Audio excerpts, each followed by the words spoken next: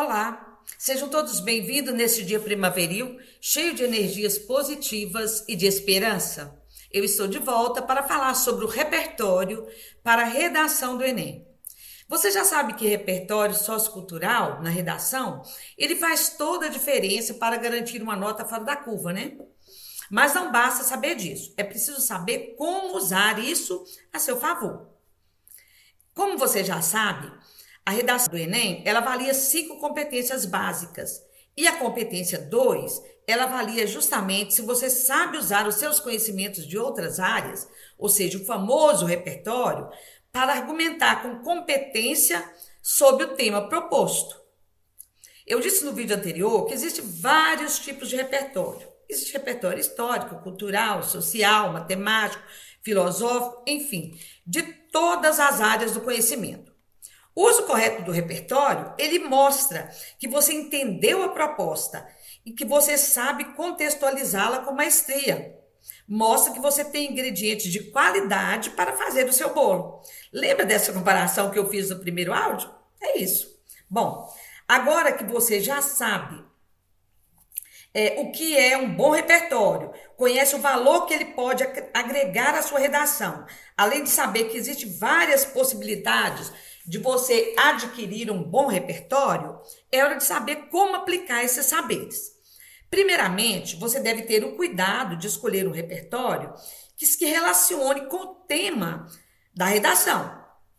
Você pode fazer citações de poetas, de filósofos, de historiadores, etc. Você pode citar livros e filmes, pode usar dados estatísticos e vários outros conhecimentos que você aprendeu na escola, principalmente, relacionados a história, geografia, física e demais ciências, além de arte e cultura. O que você não pode é usar esse repertório, ou seja, usar um repertório que não seja pertinente ao tema que você está desenvolvendo, ok? Se você citar uma frase na íntegra, com as mesmas palavras do autor, ela deve vir entre aspas e deve citar o nome do autor da mesma, deve ser citado esse nome aí, tá? Por exemplo, se você quer citar um verso de Drummond, você vai começar. Já dizia o poeta Drummond, abre aspas, a natureza não faz milagres, faz revelações, ponto, fecha aspas. Então, essa citação aqui, ela se encaixaria muito bem em uma redação cujo tema fosse o meio ambiente, as agressões que o meio ambiente vem sofrendo e as respostas que a natureza vem dando aí através de mudanças climáticas, desastres ambientais, etc. Outra coisa importante, o seu repertório ele precisa ser legítimo, ser de autoridade. No caso aí você citou Drummond, um poeta, uma pessoa sensível e famosa, falando aí sobre o cuidado, né? Mostrando que nós devemos ter cuidado com a natureza, porque ela responde, né? Ela dá uma resposta, ela faz revelações sobre aquilo que ela está recebendo. Bom, e você não deve citar, por exemplo, uma frase de um matemático se você deseja validar algo como educação socioemocional, pois o matemático, certamente, ele teria uma frase que validaria melhor um tema sobre educação financeira, por exemplo. Já para a educação socioemocional, ficaria melhor você citar um psicólogo ou filósofo, entende? Ou seja, além disso, o repertório, ele precisa ser discutido, ele precisa agregar uma reflexão sobre o tema, senão ele não será produtivo. Não basta você citar a frase, você terá que mesclá-la, que fazer um comentário ali para você costurá-la no seu texto. Bom, outra pergunta que os alunos me fazem muito é o seguinte: onde que eu devo usar o meu repertório? Onde que eu devo fazer uma citação, uma alusão histórica e etc. na minha redação, né? Bom, eu respondo, você sabe que o texto dissertativo argumentativo, ele é composto de 3 partes estruturais. Ele tem a introdução, que é onde você vai deixar claro o seu tema, a sua tese e os argumentos que você desenvolverá. Logo depois vem o desenvolvimento, que como o nome indica, é onde você desenvolve os seus argumentos para convencer o leitor, para validar ali a sua tese. E, finalmente, tem a conclusão, que é onde você amarra ali, né, conclui, reafirma o tema, conclui e ainda cita uma proposta de intervenção, ou seja, propõe uma solução viável para o problema apresentado. Então, na verdade, você pode usar o seu repertório em qualquer lugar da redação, mas o melhor é usá-lo na introdução e no desenvolvimento, principalmente. Porque na conclusão, você não deve acrescentar nenhum fato novo. Você deve apenas concluir e propor a solução para o problema.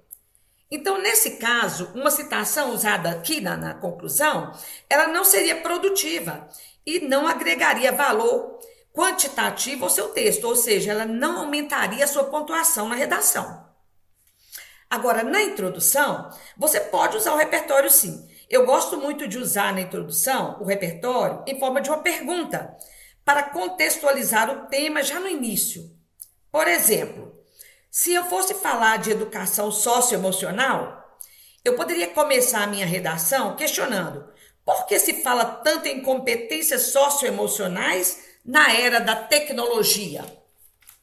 E aí, dessa minha resposta, a resposta que eu vou dar a essa pergunta, dela vão surgir a importância da educação socioemocional, entende? Aí você vai falar que nesse mundo tão tecnológico é preciso ensinar tolerância, escuta ativa, cultura de paz, cuidado, resiliência, fraternidade e tantas outras competências tão necessárias ao desenvolvimento integral do ser humano.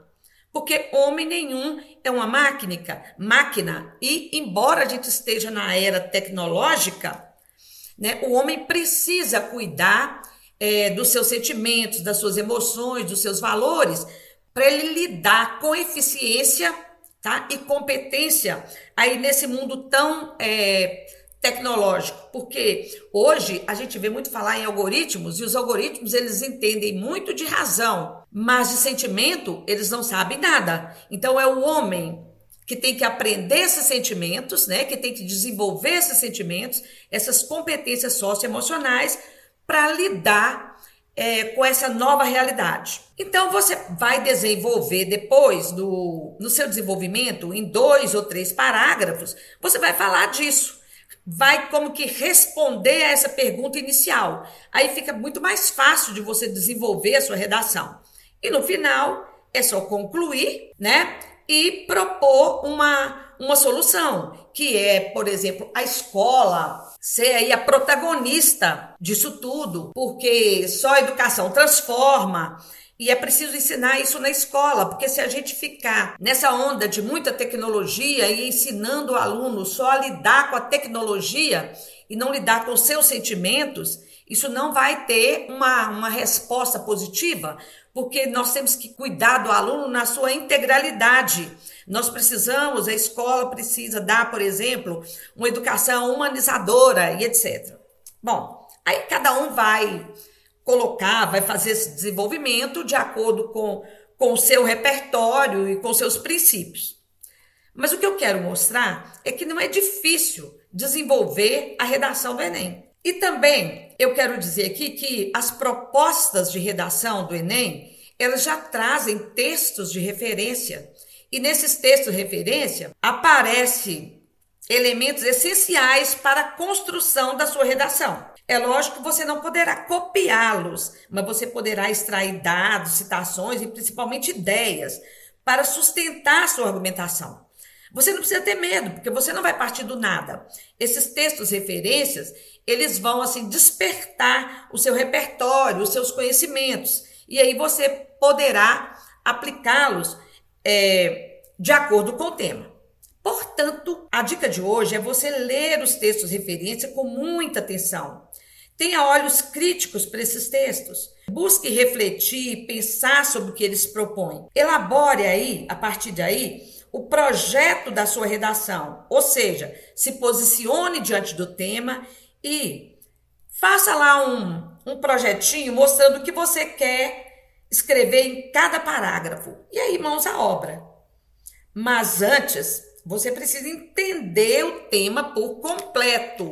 Você precisa entender o tema por completo. Por quê? Porque se você não entende o tema, você poderá tangenciá-lo. O que é isso? é você ficar ali saindo pela tangente, abordando temas só de um ponto de vista, deixando outras coisas que o tema está propondo para trás, ou até mesmo ali. O tema está falando de educação socioemocional e você começa a falar dos fracassos da educação na época da pandemia. Então você pegou ali educação e saiu pela tangente, ok? Isso não pode acontecer. Então leia o tema com atenção, pensando no que ele realmente está propondo. Uma leitura superficial do tema poderá levar você a equívocos desastrosos, pois você poderá abordá-lo de um ponto de vista enviesado, sem atingir a essência do mesmo. Então, além do repertório, você precisa ter muito cuidado com a interpretação do tema.